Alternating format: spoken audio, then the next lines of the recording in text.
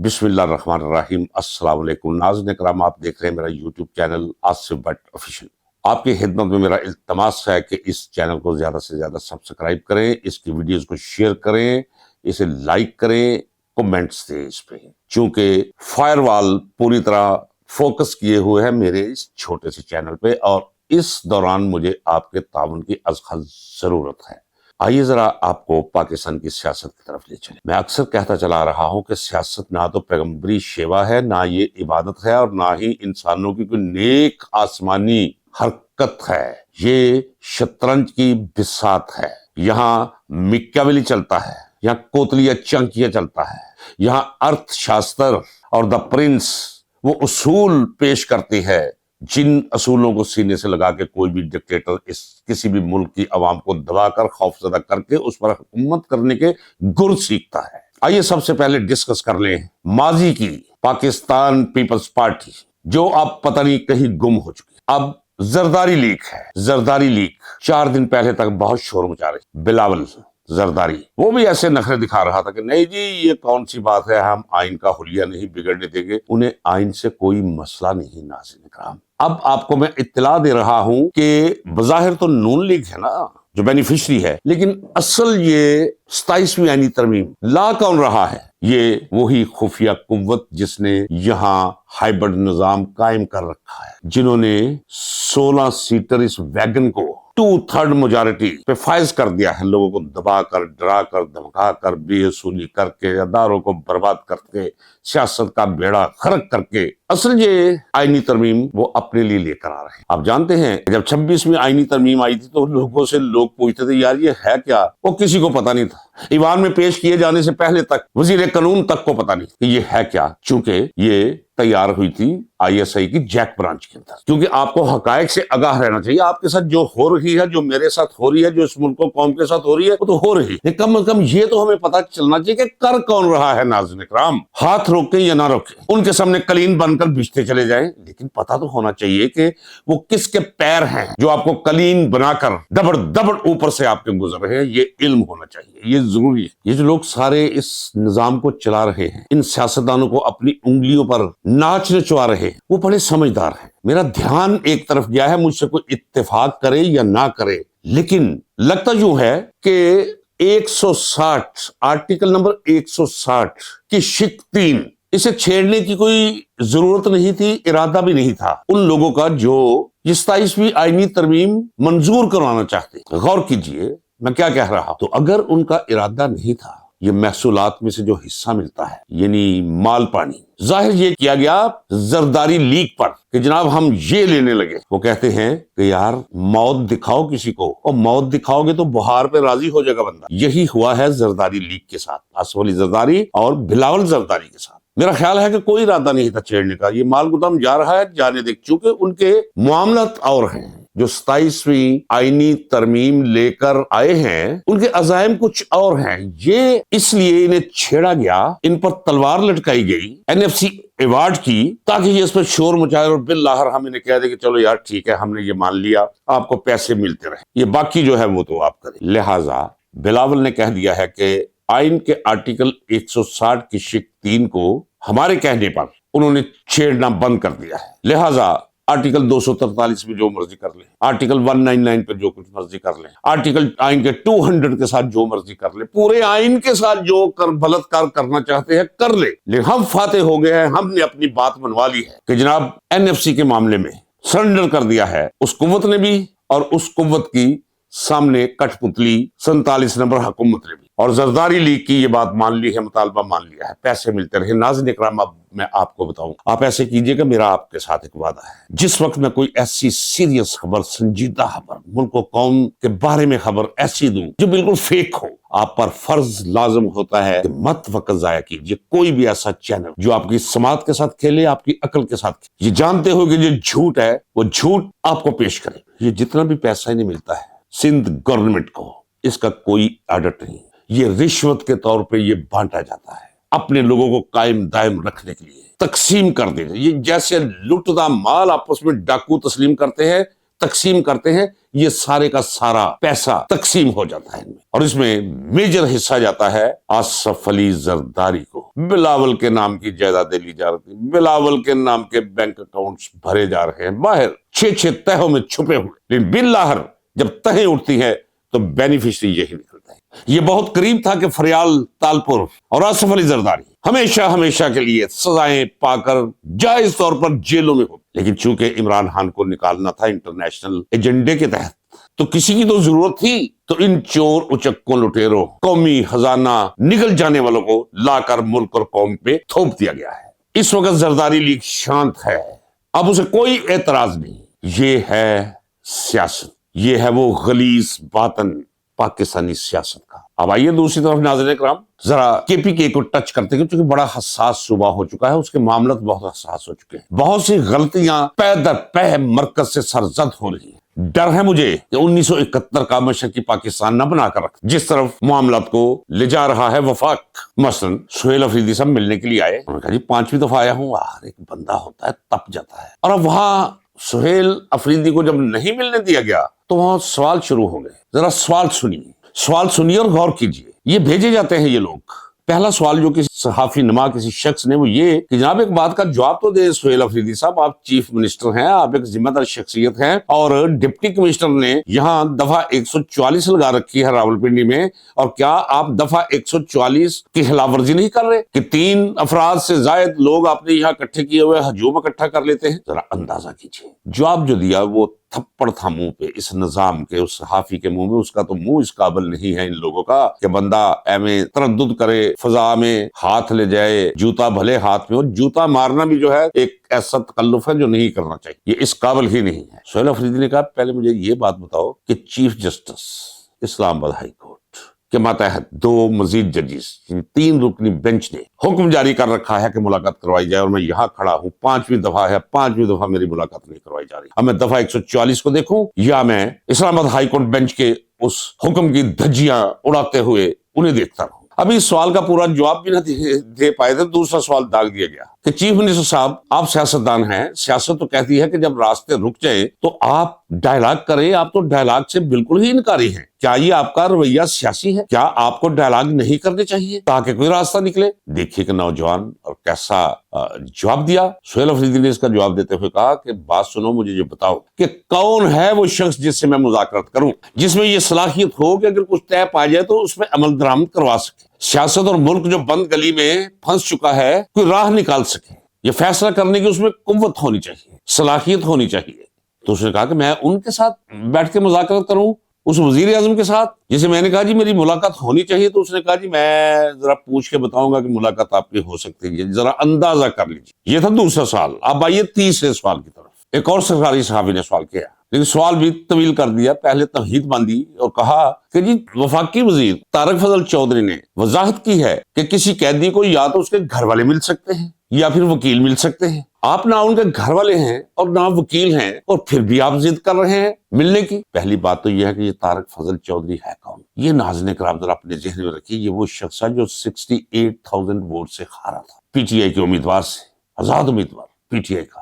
سہیل افریدی نے کہا کہ میں قانونی راستہ اب تک اختیار کیے ہوئے ہوں، میں وزیر اعلیٰ ہوں، میں پشاور سے چل کر اپنی پارٹی کے قائد سے ملنے کے لیے آتا ہوں تاکہ میں ان سے ہدایات لے سکوں، یہ میرا رائٹ ہے اور ان کا فرض بنتا ہے کہ میری ملاقات کروائیں، لیکن یہ میری ملاقات نہیں کروا رہے اور میں قانون کا راستہ اپناتا ہوں۔ میں نے اسلام آباد ہائی کورٹ سے حکم بھی جاری کروایا ہے، لیکن اس کے باوجود بھی میری ملاقات نہیں ہو رہی، میں واپس جا رہا ہوں۔ تو انہوں نے کہا جی آپ ایسے کیوں نہیں کرتے، آپ کب ملیں گے انہیں؟ انہوں نے کہا کہ دیکھ، جب وزارت اعلیٰ کے لیے میرا نام لیا گیا تو مجھ پر میری کریکٹر اسیسینیشن کی گئی، مجھ پر الزامات لگائے گئے۔ جب تک یہ لوگ اعلانیہ معافی نہیں مانگتے کہ انہوں نے غلط الزامات لگائے تھے، میں ان کا منہ کیسے دیکھ سکتا ہوں؟ ایک عزت مند آدمی کو ایسے ہی کہنا چاہیے۔ اور دوسری بات تو وہ پہلے ہی میں آپ کو بتا چکا ہوں کہ اس نے کہا کہ اگر کسی میں کوئی طاقت، کوئی قوت، کوئی دم ہم ہے تو میں اس سے ملوں نا، اور جس کے پاس دینے کے لیے ہے ہی کچھ نہیں، میں اسے کیسے مل سکتا ہوں؟ بجا کہا۔ تو یہ ساری صورتحال ناظرین کرام کس طرف لے جا رہی ہے؟ ملک تو ویسے ہی بند گلی میں اٹکا پھنسا ہوا ہے، نہ معیشت چل رہی ہے نہ سیاست چل رہی ہے، اندھیرا روز بروز گہرا ہوتا چلا جا رہا ہے، عوام میں بے چینی بڑھ رہی ہے، آپ کہہ لیجئے کہ مایوسی بھی بڑھ رہی ہے۔ اور کے پی کے کی صورتحال جو ہے وہ میں آپ کو بتاتا چلا رہا ہوں کہ انتہائی نازک، یہ کس طرف لے جا رہے ہیں ملک کو۔ کون لے جا رہا ہے؟ میں پاکستان کے عوام سے یہ اپیل کرتا ہوں کہ تھوڑا سا غور و فکر کیجیے، کون ہے جو تباہی کی طرف لے جا رہا ہے اس ملک کو؟ پہچانیے ان لوگوں کو، ضرورت ہے اس وقت کہ نشاندہی کر لی جائے۔ یہ جو کچھ بھی ہو رہا ہے اس کا رد عمل کیا ہو سکتا ہے کے پی کے عوام پر، پشتونوں پر، اسے ذرا اپنے پیش نظر رکھیے۔ اب 12 نومبر کو گرینڈ جرگہ بلا لیا ہے سہیل افریدی نے۔ کے پی کے میں رہنے والی تمام قومیشتوں، تمام قبیلوں کے مشران، عمائدین کو بلوایا ہے، تمام سیاسی جماعتوں کو دعوت دی ہے کہ آپ آئیں تاکہ ہم دیکھیں کہ ہمیں کیا کرنا چاہیے۔ سب سے بڑا یہاں سوال کیا ہوگا وہ میں آپ کو بتا دیتا ہوں، وہ ہے ملٹری آپریشن جو ایک عرصہ سے جاری ہے کے پی کے اندر۔ یہ کہتے ہیں آپ کو جناب پولیس اور فوج مل کر کر رہے ہیں، لیکن بدنام یہ فوج کو کر رہے ہیں آگے رکھ کر۔ سہیل افریدی کا سٹینڈ کیا ہے؟ وہ کہتا ہے ٹھیک ہے، اگر کوئی دہشت گرد ہے تو ٹھیک ہے، ہم آپ کے ساتھ تعاون کرنے کے لیے تیار ہیں، لیکن جس طرح آپ آپریشن کر رہے ہیں صوبائی حکومت سے پوچھ کر آپ اگر آپریشن کریں، اگر ہم سمجھے کہ واقعتاً کوئی دہشت گرد ہیں جو دہشت گردی کی غرض سے کے پی کے میں یا پاکستان کے کسی دوسرے حصے میں دہشت گردانہ کارروائیاں کرنے کا ارادہ رکھتے ہیں یا کر رہے ہیں، تو ہم آپ کے ساتھ مل کر ان پر قابو پانے کے لیے تیار ہیں۔ لیکن اگر اس طرح آپ آپریشن کریں گے کہ کسی جگہ جا کر آپ جو ہے فضا سے بم پھینکنا شروع کر دیں، فرض کریں کہ وہاں واقعتاً دہشت گرد موجود ہیں، مان لیا، چلے مان لیتے ہیں، اگر آپ بم اس طرح پھینکتے ہیں تو اس میں بچے، بوڑھے، خواتین، بچیاں جن کا کوئی قصور نہیں، جسے وہ کولیٹرل ڈیمیج کا نام دیتا ہے، وہ بالکل بجا ہے۔ اور میں تائید کرتا ہوں ہوتا ہے ایسے، ممکن ہی نہیں کہ آپ کوئی کاروائی کریں اس نہج پر جا کر، اس سطح پہ جا کر، تو وہاں بے گناہ نہ مارے جائے۔ تو میں نے کچھ عرصہ پہلے سنا تھا ان سے کہ کوئی نہیں، ایسے ہو جاتا ہے کبھی کبھی، بے گناہ بھی ساتھ مارے جاتے ہیں، برائی کو ختم کرنا ہو تو پھر کچھ نہ کچھ نہیں۔ اخلاقیات بھی یہی کہتی ہیں، انفرادی اور اجتماعی انسانی ضمیر بھی یہی کہے گا کہ ایسا نہیں ہونا چاہیے۔ اور قانون دیکھ لے، قانون کیا کہتا ہے؟ میں ایک وکیل ہوں، قانون کہتا ہے اگر 100 بے گناہ چھوٹ جائے تو خیر ہے، لیکن اگر ایک، دیکھیں قانون کیا کہتا ہے، میں بخشیت وکیل یہ کہہ رہا ہوں آپ سے، قانون کہتا ہے کہ اگر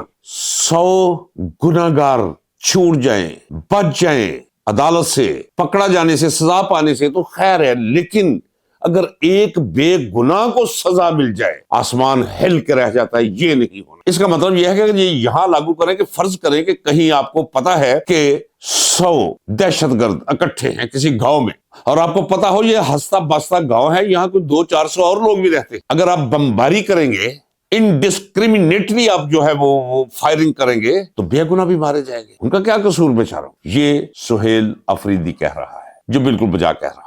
ملٹری یا پیرا ملٹری فورسز کی کارروائیوں کا بڑا خوفناک رد عمل ہے کے پی کے اندر۔ لوگ ناک آ چکے ہیں، لوگوں نے پاکستان کو برا بھلا کہنا شروع کر دیا ہے، کے پی کے لوگوں نے سوچنا شروع کر دیا ہے کہ ہمیں کیا ضرورت ہے یہاں ان کے ساتھ رہنے کی، ہماری نسل ایک، ہمارا خون ایک، ہمارا کلچر ایک، ہمارا لباس ایک، ایون دو ہماری خورد و نوش کی عادات ایک، اور درمیان میں ڈیورنڈ لائن۔ پھر انہیں یہ بھی اب علم ہے کہ ان کی زمین خزانوں سے اللہ نے بھر رکھی ہے، معدنیات سے بھر رکھی ہے، اور انہیں یہ بھی علم ہے، یہ تو آپ سن چکے ہیں، لیکن میرا تبصرہ سن لیجیے، خبر تو وہی ہے جو آپ تک پہنچ چکی ہے کہ کے پی کے ہاؤس میں پولیس داخل ہو گئی، اسلام آباد پولیس۔ جب پوچھا گیا تو انہوں نے کہا کدھر ہے جی چیف منسٹر صاحب، کدھر ہے چیف منسٹر صاحب؟ انہوں نے وارنٹ لے کر آئے ہیں گرفتاری کے لیے، صرف ڈرانے کے لیے، حالانکہ اس وقت سہیل افریدی جا چکے تھے اور ابھی پنجاب کی حدود میں تھے۔ اتنی غلاظت پھیلائی جا رہی ہے کہ انہیں یہ بھی علم نہیں کہ ادھر رد عمل کیا جا رہا ہے،